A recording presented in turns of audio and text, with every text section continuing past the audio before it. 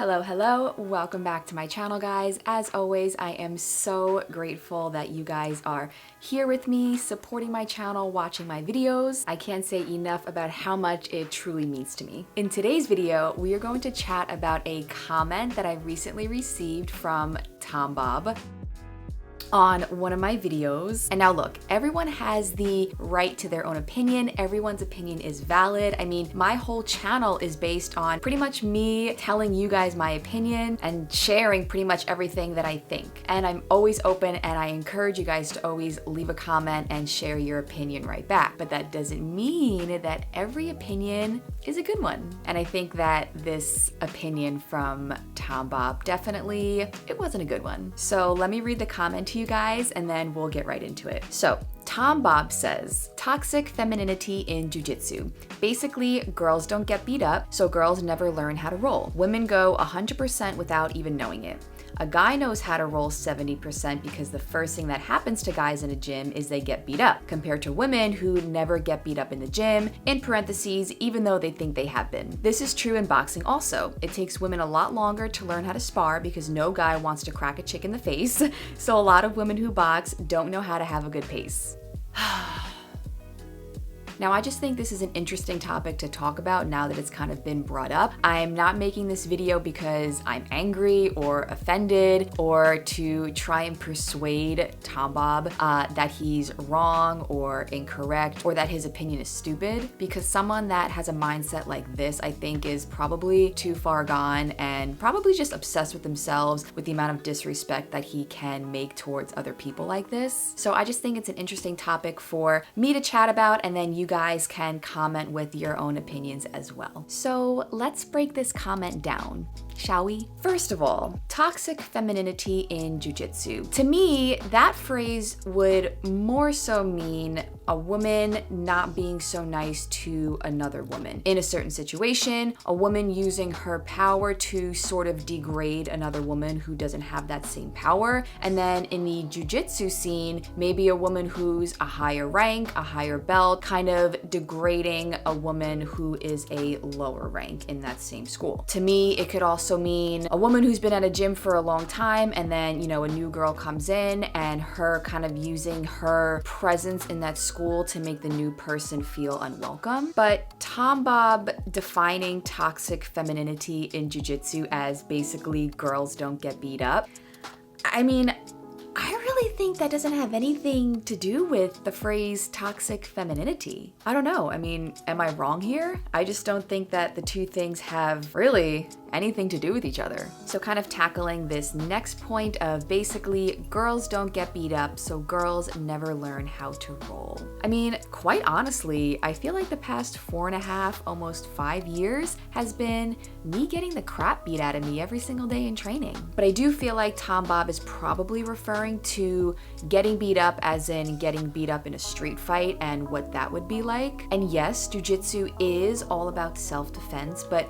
rolling in your jiu-jitsu school every day should not mimic what it would be like fighting out in the street. And to be quite frank, if your definition of rolling in the gym every day is the same as what a street fight would be like, then I think you need to just reevaluate what your definition of rolling is. And with this comment, you're also probably referring to the guys in the room beating up the women in the room, but there's also the scenarios of women rolling with women and how much you can get beat up by another girl in the class, especially if it's pro training or competition training where you're going a little bit harder. And because women are more similar in size, strength, and power, I feel like we can go harder against each other. And some women feel like they can go harder with men, and that's a different opinion. So I have definitely gotten my butt handed to me by another woman that I rolled with. But Tom Bob, you probably don't roll with women. Women probably don't even want to roll with you, so you probably have no idea what I'm talking about. Now, with this next point of women go 100% without even knowing it, that's just so silly. I mean, honestly, overall, the fact that someone has this mentality about women in jiu-jitsu is just like, it's insane to me. It's almost funny. Like, what's the matter with you? But anyway, I think that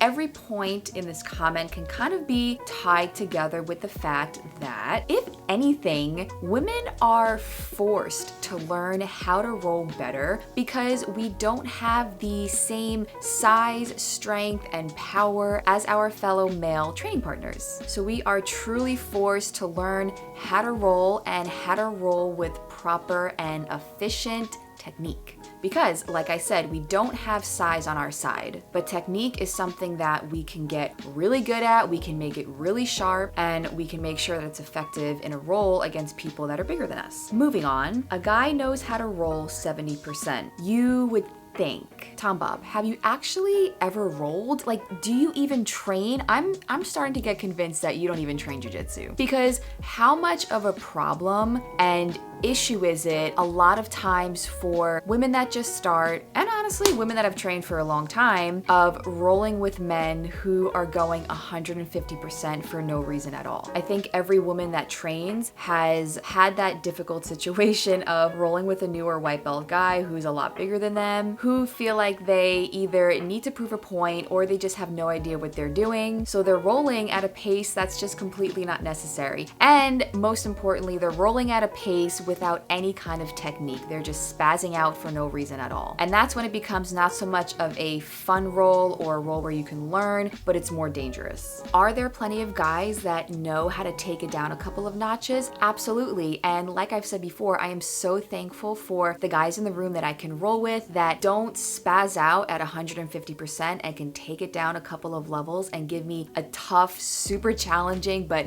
technical roll. Those are the best kinds of rolls, and I'm always so thankful for the guys in the room that I can train with that are like that. But at the same time, I will absolutely say that not all guys are like that. All guys absolutely do not know how to roll at 70%. That's honestly the dumbest thing I've ever heard. Will those spazzy white belts get better? Absolutely. They just need more time in the mat, that's all. And then also saying that a guy knows how to roll 70% because they get beat up in the gym. I don't really think those two have anything to do with each other. Is getting beat up in the gym beneficial in some ways? Yeah, I think it makes you a little tougher. I think it gives you that extra bit of confidence that you can withstand harder situations because you've gotten beat up. But I don't think that getting your butt kicked in the gym is directly correlated to knowing how to tone it down in a roll. I think knowing how to bring it down a couple levels in a roll comes from spending time on the mat, spending time in training, and therefore being able to sharpen your technique. Getting better with your technique, with your movements, with your sweeps, with your passing,